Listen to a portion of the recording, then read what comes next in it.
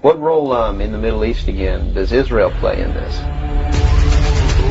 Israel was created as the instrument to bring about the Battle of Armageddon and the fulfillment of prophecy, a war that will be so terrible, where nuclear weapons will be used, so that the American citizens and the other people in the world will get down on their knees and beg for no more war. And what is the answer to that? They're going to be told the only way we can guarantee no more war is if we destroy the sovereignty of nations and we come together as one humanity and government. Right. Now I'm telling you, unless the American people wake up and stop it, starting in about 1996, the Battle of Armageddon will become a reality. He laid out the blueprint for everything we're seeing today. He knew why it had to happen, he knew who was behind the curtain, and he knew what we should expect next. Read the book of Revelations. Whether you believe in the book or not, read it, because the men who are bringing this about are using it as their script. This interview was recorded in 1992, and as you listen, you'll understand why his blueprint still matters today. Because he said it would all unfold exactly like this, down to the smallest detail of the script. And I get people who still come to me all the time and say, Bill, you're all wrong, it's the Jews. The Jews are subverting the world. Man, it's not the Jews, it's not the Catholics, it's not the blacks. It's these men who belong to the ancient mystery schools, who meet in secret and decide the fate of the world. And they belong to all different races and all different nationalities and all different religions to the public point of view. But in secret, it's a different story. He claimed the fate of billions rests in the hands of a small group of people. And their strategy, he said, is simple.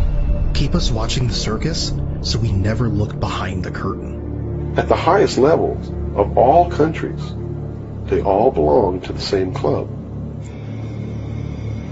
And we, the people, sit back and we watch this grand drama which is being played out for our benefit, not theirs. If it wasn't for us, they wouldn't even have to do any of this. But you see, they just can't come out and destroy all of us because they need slaves.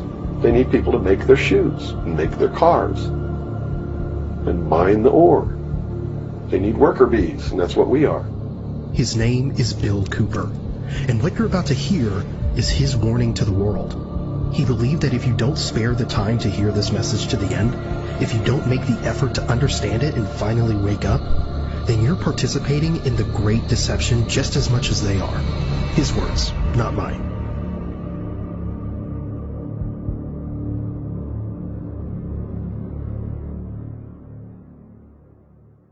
George Orwell was just like me. He was a low-level member of British intelligence who was appointed to a position high enough where he saw the same documents that I saw. And he tried to warn the world just like I'm trying to warn the world, only he wasn't willing to take the risk that I'm willing to take. So he wrote it in a book called 1984 and spelled out exactly what's coming as a warning to the people of the world, as a work of fiction. But you notice that that work of fiction really stirred people up because they knew that it wasn't fiction. In their heart of hearts, everyone who's read that book knows that it's coming. Here's what Orwell understood. Control doesn't happen overnight. First you distract, then you divide, then you rewrite the rules so people don't even know they're being controlled. 1984 showed us the final destination, a world where nothing is true and everything is permitted except for those in power. For decades, that was just fiction. But now, more and more of the pieces are fitting together. The scenarios that were once ridiculed are beginning to look like the morning news. Why is it that you are here today, or how is it that you are here today and you're not, conveniently taken away and put in a padded cell somewhere so that you can't speak of these things? I can tell you this. I began to reveal information in 1976, and I was physically attacked on 2 occasions. My skull was caved in. That's what all these scars are here. On the second attack, I lost my leg. They visited me in the hospital. They had no intention of killing me. They were delivering a message to me. Shut up. And that was the message that came through loud and clear.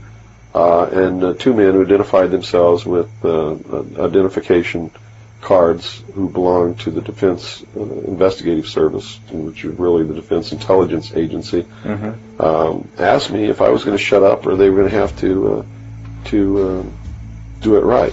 And I told them, I said, you don't have to worry about me. I'm going to be a good little boy for the rest of my life, and I'm going to shut my mouth. And I did for 16 years. Kept silent until I saw this. You can talk conspiracies all day and people will just ridicule you, call you paranoid. But when you start talking about what you're not supposed to, that's when they come after you. At least that's what Bill said in the full interview. But now, he's starting to say things that really make you pause. Look at the pattern. Why does every piece connect? If it's all just coincidence, why does it keep happening? Listen to this. Either these men are following the book of Revelation. The book of Revelation is in the Bible. They're either following it, just like a plan, and bringing the prophecies in there to pass to manipulate and control those who believe in those prophecies and neutralize them, so to speak. In other words, if this is written in the Bible and God has ordained it, who am I to resist? It must come to pass, so I'm not going to try to stop it. Okay. What a perfect way to neutralize the opposition right off the bat. Or there really is a God, and what he said was going to come to pass is coming to pass. And I named this, Behold a Pale Horse, from chapter 13 of the book of Revelations. The fourth horse, the fourth horseman of the apocalypse is the pale horse. And I looked, and behold a pale horse, and his name that sat upon him was Death, and hell followed with him, and power was given unto them over the fourth part of the earth, to kill with sword, and with hunger, and with the beasts of the earth. Now, look at the four horsemen. Revelation 6 describes white, red, black, and pale. The Greek word for pale is chloros, greenish, the color of death. Some point to the red horse, war, as already writing. The black horse comes next. Famine, collapse. The verse describes inflated prices, scarcity. Some suggest it could be approaching. Revelation 13 describes a world where no one can buy or sell without a mark. Today, central bank digital currencies are rolling out globally. Is it the mark? No one can say. But the technology described? It's being built. Whether you believe it or not, some in power clearly do. Commanders quote Revelation, leaders invoke Scripture. Bill Cooper said they're following a script. Look at the pattern. Something is lining up. Everything that's in my book, Behold a Pale Horse, is everything in here, all the documents that are in here, everything that's in this book is in the public domain. Can be substantiated? Yes, and I intentionally wrote this book, not using anything that wasn't available to the public, to show people that, yes, if I can find this information, so can you. I have tons of stuff that's not available to the public. But as you can see by reading this book, you don't need that stuff, because it's what you need is available to you. Public libraries are overflowing with the proof of what's really going on in the world, but nobody really utilizes it to the extent that they're able to pick this out and put it together. Another thing I've done for people is I've put it together for them so that they can see the overall picture, rather than looking at small things and thinking that it's isolated. Nothing is isolated. It's all part of a big puzzle. Why is it that we can hear something this important and still forget it by tomorrow? Maybe we don't want to believe. Maybe we're scared. But I think it's something else. We're numb. Life grinds us down. Work, stress, the endless scroll. It all adds up. And then we turn on the news, hoping to understand. But instead we get noise, distortion, confusion. And that numbness, it becomes a habit, a survival mechanism. But what if that's exactly what some are counting on? All the media in this country, radio, television, and print, is all owned by 5 corporations. All of these corporations that own the media are owned and controlled, and members of the Council on Foreign Relations sit on their board of directors. But you can trace that yourself. Okay. Remember, if you go down and you trace the ownership of a station or a newspaper, and you get to a corporation, remember that somebody owns that corporation, and it's usually another corporation. But when you trace the interlocking of all these things, when you get to the top, there's 5. And all journalists know that there's some things you don't write about and you don't talk about because you'll lose your job. And that's where the control is. Let's try it, shall we? Pick a news network, any network. Let's start with CNN. On your phone, type, who owns CNN? You'll see it's owned by Warner Brothers Discovery. Good. Now type, who owns Warner Brothers Discovery? In 2026, that's changing. Warner Brothers Discovery just signed a deal to be acquired by Paramount for over $110 billion. Now type, who owns Paramount? Paramount was bought last year by Skydance Media, and Skydance Media is led by David Ellison. Now type, who is David Ellison? He's the son of Larry Ellison, founder of Oracle, one of the richest men in the world. But keep going. Who runs CBS News? CBS is owned by Paramount, and the editor-in-chief of CBS News? Barry Weiss. She was appointed after the Skydance acquisition. Now here's the thing. Cooper said all media is owned by 5 corporations. That was decades ago. Today, the names change, but the pattern doesn't. You start with a news network, you end with a billionaire. And that billionaire? Always connected to power. Try it yourself. Pick any network, any platform. Follow the chain, see where it ends. You might be surprised how fast you get to the same place. Let's continue, because this next part is about us. That's why they pay athletes these fantastic salaries. I was listening to the radio the other day. They just contracted to pay one player on one team $6 million a year. Can you believe this? And why is that? It's the Roman circus. What does the emperor do when the people become restive, and when the people are asking questions, and when the people don't like the policies of the emperor? He sends them to the circus. He creates a circus. He builds a giant coliseum. And he begins to throw the Christians to the lions. And he has great chariot races and football games and basketball games, all to keep the idiots preoccupied with things that don't mean anything in the scheme of the entire world, so that they don't have the time to learn what the truth is, so they don't ever get smart enough to learn how they're being manipulated, so they don't ever question the emperor. That's why they pay a player on a football team or a baseball team $1 million or $2 million or $3 million a year. It is the Roman circus. I know men who don't know anything in the world except who plays third base for the Mets. And they think that's a great accomplishment. And they meet and pat each other on the back and bond and go have cocktails and talk about what this guy that plays third base for the Mets did in last night's game. It's sad. It's really sad. Juvenal, the Roman poet, said it almost 2,000 years ago.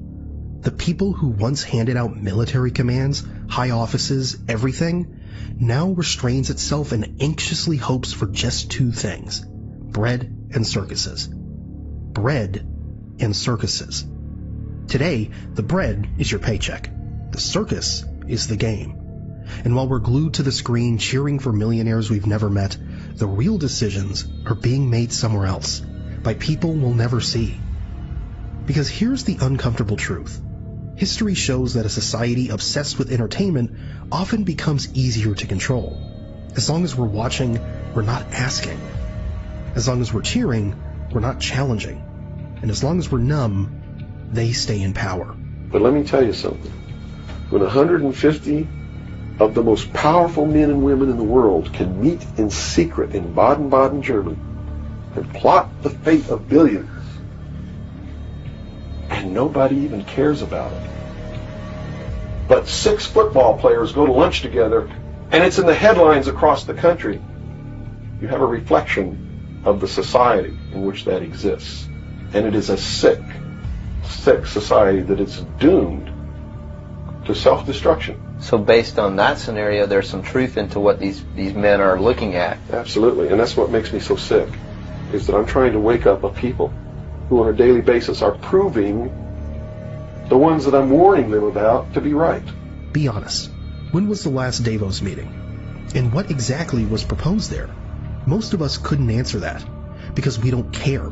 We have TikTok, we have Instagram, we have Netflix, we have our own lives, bills, work, relationships. Who has time to track what 150 powerful people discussed in a Swiss mountain town? And even if we watch a video about it, we forget it in seconds. The next scroll, the next notification, the next distraction.